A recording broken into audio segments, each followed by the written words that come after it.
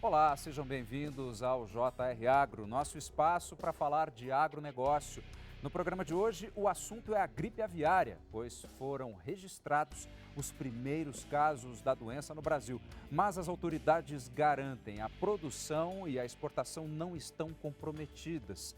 Nós conversamos hoje com o presidente da Associação Brasileira de Proteína Animal, Ricardo Santin. Presidente, muitíssimo obrigado por aceitar o nosso convite num momento tão importante. Olá, Fábio. Olá a todos os espectadores do JR Agro. É um prazer estar com vocês e poder trazer um pouco de informações para a nossa população que assiste esse programa tão bem qualificado e com audiência tão importante no Brasil. É isso aí, presidente. E vale lembrar que toda sexta-feira, a partir das 7h30 da noite, tem um JR Agro, uma edição nova nas plataformas digitais da Record TV. Basta você entrar, assistir e compartilhar também. Presidente, esses primeiros casos foram registrados em função de aves migratórias que chegaram pelo litoral do Espírito Santo. Explica melhor para a gente o que aconteceu por lá. Bem, são três aves chamadas 30 réis de bando, um nome diferente, né? São pequenas gaivotas, gaivotinhas de bico amarelo, que elas vêm para a costa para procriar, para desovar e fazer a sua reprodução.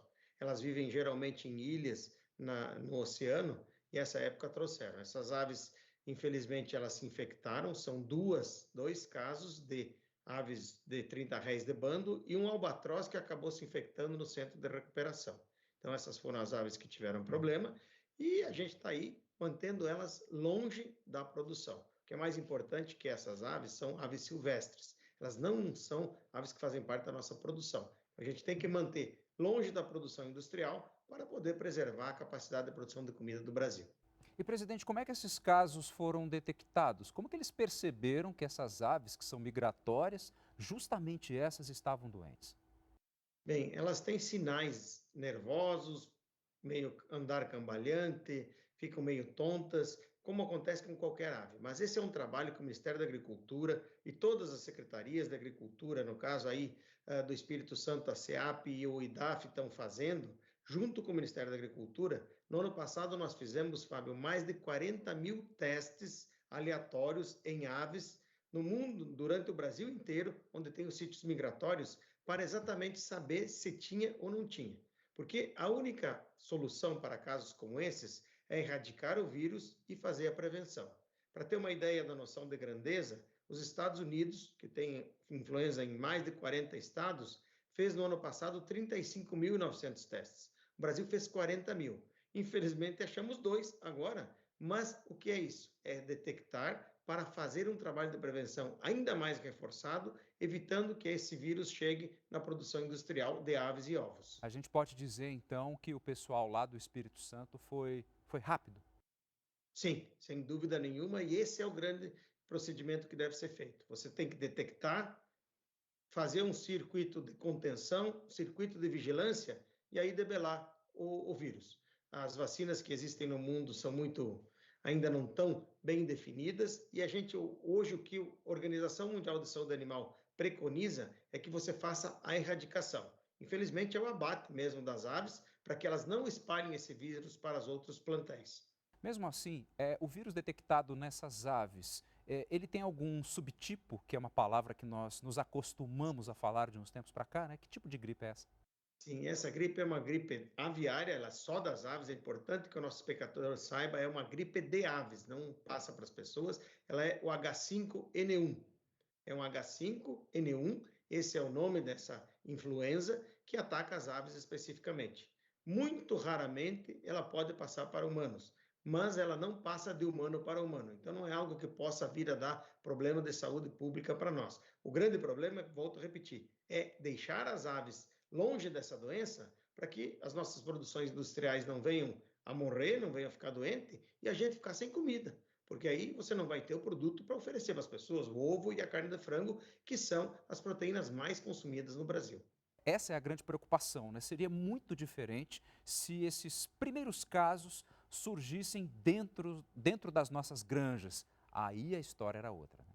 Sem dúvida. A Organização Mundial de Saúde Animal, OMSA, antiga OIE, prevê no artigo 10.4.1 que influenza de alta patogenicidade, encontrada em aves silvestres, aves selvagens ou produção de subsistência, não mudam o status sanitário do Brasil.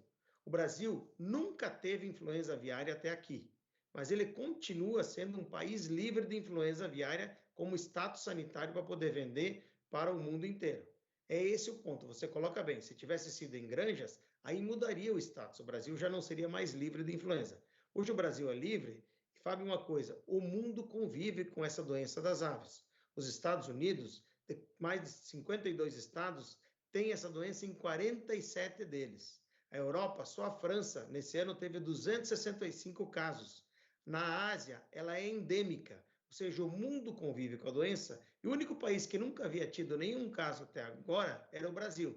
Então, detectamos essa primeira vez no território nacional, em aves selvagens, não muda o nosso status sanitário, a gente pode continuar a exportar para o mundo inteiro e vamos trabalhar para que isso venha acontecer. O Brasil está trabalhando em prevenção e é por isso que a primeira ocorrência que está acontecendo aqui é exatamente em aves selvagens, porque nas granjas, os nossos produtores têm feito um grande trabalho junto com o Ministério e a Secretaria da Agricultura para prevenir que isso não entre nos plantéis industriais. Agora, infelizmente, países da América Latina já foram afetados pela gripe aviária, como o senhor mesmo tem dito, tantos lugares aí, mundo afora.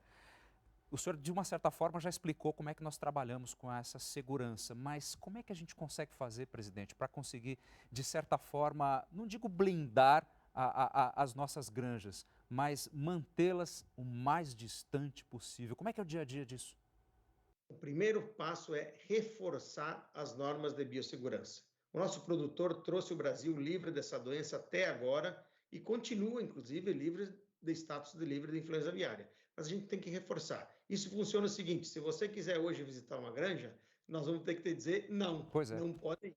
Por quê? Não pode ninguém estranho ir fazer visitas às granjas. Além disso, é reforçar o telamento dos aviários, reforçar aquilo que chama-se de tela de contenção, que é uma cerca para não deixar cachorro, gato chegar perto da produção, colocar aquilo que se chama de pé dilúvio, onde você vai limpar o sapato que você tem com uma solução que ela vai limpar, desinfectar o sapato, o rodolúvio para os automóveis, arco de desinfecção, fechar as águas, onde eu coleto água, não coletar em livre, que tenha proteção para que outras aves não venham naquele lugar, onde eu guardo a ração, ter a ração bem fechada para não ter possibilidade de uma ave de fora vir comer, são medidas simples, mas mais do que tudo, ter roupas exclusivas e calçado exclusivo para entrar no aviário, ou seja, uma bota que você só usa quando está dentro do aviário, quando vai sair dele, troca de sapato. Foi assim que isso se espalhou na Argentina e também não entrando em contato com aves que estejam doentes. Lá no Peru, por exemplo, a contaminação da produção industrial se deu porque as pessoas iam para a praia, queriam salvar as aves e levavam as aves para perto da produção.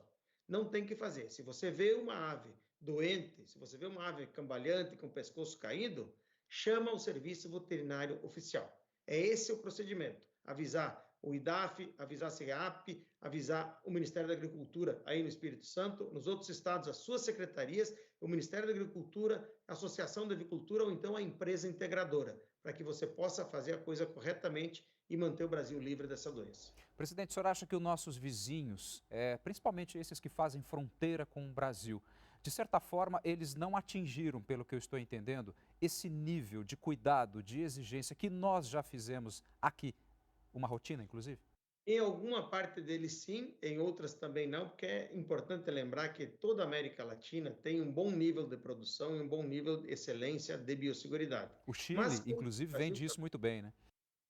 e ainda tem alguns pequenos, ou seja, mas eles descuidaram em coisas simples. Esse foi o problema. Pegar as aves, levar em contato. Basta ver que no exemplo do Espírito Santo, nós tivemos 2 casos de aves e agora tiveram que eutanasiar 26 aves. Por quê? Porque pegaram essas aves e levaram para junto de outras aves que estavam sãs no centro de tratamento. E agora tiveram que matar aquelas outras 26. Por quê? Para que não se espalhe o vírus. Então, a gente tem uma boa biosseguridade. O Brasil é o maior exportador mundial de carne de frango, tem 35% do market share global exportando para mais de 150 países e o segundo maior produtor mundial. Nós temos 2 responsabilidades essenciais. A primeira delas é manter comida na mesa dos brasileiros. Nós mantemos isso durante a pandemia, a gente aumentou a oferta de carne de frango e de ovo para a população brasileira, mas também precisamos ajudar na segurança alimentar de 150 países do mundo que dependem do Brasil para ter equilíbrio de oferta e demanda nos seus países e na sua oferta de comida. Presidente, era exatamente disso que eu gostaria de falar um pouco mais com o senhor a respeito do mercado, do negócio envolvendo o frango. Quem é hoje o nosso maior comprador ou quem são os maiores compradores da carne de frango do Brasil? Como falei, nós exportamos para 150 países no mundo. O Mundo maior inteiro. comprador é a China. É a China. A Nós China. temos, a cada 10 frangos comercializados no mundo, 3,5 são do Brasil. Para você ter uma ideia, a nossa exportação esse ano deve chegar perto de 5 milhões de toneladas. E o segundo maior exportador, que não é ninguém menos que os Estados Unidos, ele exporta 3 milhões e 300, e a Europa, que é o terceiro, exporta 1 milhão e 200. Ou seja, a soma do segundo e do terceiro não é o mesmo, não chega no tamanho da exportação brasileira. E a nossa exportação é maior do que o quinto maior produtor de aves do mundo. Veja que é um negócio muito importante. E essa mesma doença, da qual nós estamos nos prevenindo agora, e chegou pela primeira vez no território nacional, ela está fazendo muito estrago no mundo. Já foram abatidos mais de 200 milhões de aves no ano passado até agora no mundo, por conta dessa doença. E ele está fazendo diminuir a produção e a exportação, tanto na Europa como nos Estados Unidos e na China. Isso faz com que o Brasil aumente as suas exportações. O Brasil, inclusive, se pegar de janeiro agora até abril, nós já crescemos 15% as nossas exportações em volume. E essas exportações no ano passado, Fábio, renderam de aves e ovos 10 bilhões de dólares. Mas se eu olhar as exportações de aves, suínos e ovos, que são as proteínas que estão representadas na BPA, nos últimos 22 anos, nós trouxemos de receita cambial para o país 169 bilhões de dólares, mais de R$500 bilhão que foram distribuídos em uma cadeia de trabalhadores diretos e indiretos de 4 milhões de pessoas, 500 mil trabalhadores em fábrica e mais de 50 mil pequenas famílias produtoras no regime de integração. Por isso é muito importante para a economia brasileira, para a distribuição de renda e para o aspecto social de distribuir comida para a nossa gente. Presidente, o senhor disse que a China é o nosso maior comprador. Por um acaso, já houve uma conversa direta? Vocês mandaram algum comunicado explicando para eles que por aqui está tudo bem? Sim, o seu colega jornalista nosso, Marcelo Oliveira, que é o coordenador da nossa comunicação e coordenador da gestão de crise, tinha tudo preparado. Quando aconteceu o primeiro caso, o ministro Carlos Fávaro me ligou, está fazendo um excelente trabalho no Ministério da Agricultura, secretário Goulart, secretário Perosa, eles estão mandando a mensagem para todo mundo. O Ministério das Relações Exteriores, imediatamente após a comunicação da Organização Mundial de Saúde Animal, mandou para todas as embaixadas e todas as adjudâncias agrícolas do mundo para que comunicasse às autoridades locais que eram aves silvestres, só 2 casos. A gente vem se preparando há mais de 2 anos, tentando inclusive trocar o certificado sanitário, que é o documento que leva à exportação, para que os países não fechem as suas importações. E isso está muito bem encaminhado, de 150 países, 135 já aceitaram essa troca. E por quê? Para que você possa dizer o seguinte: em vez do Brasil ser um país livre, eu vou aceitar produto se for de um país livre, de uma região livre, ou de uma zona livre, ou de um compartimento livre. Isso faz com que não pare o comércio. Então, o Brasil está preparado, nunca teve influenza, agora chegou no território, mas não está na produção, mas estamos preparados também para conviver, mantendo fora da produção e mantendo, inclusive, a exportação, que é muito importante para o equilíbrio econômico das empresas. Presidente, conter aves migratórias aí também já é querer demais, né? Porque não tem como controlar. Agora, o que fazer, presidente, em relação a tudo isso, hein? A medida, você coloca bem, eu não tenho como segurar o que vem voando, mas a medida é não deixar que isso chegue dentro da propriedade. A medida é a biosseguridade. Como falamos antes, reforçar todas as medidas, não deixar ter visita de nenhum estranho, trocar a bota que o cara entra dentro do aviário, reforçar essas medidas de segurança e evitar, acima de tudo, qualquer contato com ave que você fique desconfiado de que ela está doente. Isso é muito importante e é a maneira que funcionou até aqui. O nosso produtor rural, ele foi muito responsável durante toda a história da avicultura brasileira. O Brasil é um dos, eu sempre digo aí mundo afora, que nós não somos melhor do que ninguém, mas não tem nenhum país que seja melhor do que o Brasil em avicultura. Nós somos protagonistas, estamos na melhor excelência de qualidade técnica e produção. E o produtor tem que continuar aquilo que ele sempre fez: reforçar as medidas de biosseguridade, ter roupas exclusivas, não deixar possibilidades e minimizar riscos. Eles existem, tanto é verdade que hoje nós estamos no nosso território, mas essa doença já está há mais de 20 anos aí nos países e o Brasil até agora nunca teve na sua produção. É algo que vamos continuar a fazer para manter o Brasil livre, como status de livre de influenza aviária. O senhor falou que esse caso em específico, esse subtipo do vírus, ele não atinge o ser humano, ou seja, em tese não é uma zoonose. Seria isso, né? Ele não é uma zoonose, raramente ele atinge pessoas, né? Ele pode atingir, sim. Isso já aconteceu, tivemos aí 3 mortes na Ásia de pessoas que convivem com as aves. Eles têm as aves dentro de casa, então convivem com as fezes das aves, os excrementos das aves, as suas líquidos. Isso é um problema e tem que ser uma conjunção da ave estar muito infectada e a pessoa está muito fraca. É um vírus que é difícil pegar no humano. Ele não se transmite. O Ministério da Saúde acabou de largar uma nota técnica dizendo que ela é uma coisa que pode acontecer de infectar humano, mas não se sustenta a transmissão de humano a humano. Então, não será uma zoonose que se transmite. Mas, lógico, é muito bom que as pessoas saibam que ela pode infectar se você for mexer com a ave, manipular com a ave e colocar na boca e tudo mais, doente e você estiver doente. Não é uma coisa comum, é muito raro, pode acontecer, mas o mais importante, não se transmite pela comida. Comer a carne de aves e comer os ovos não transmite doença.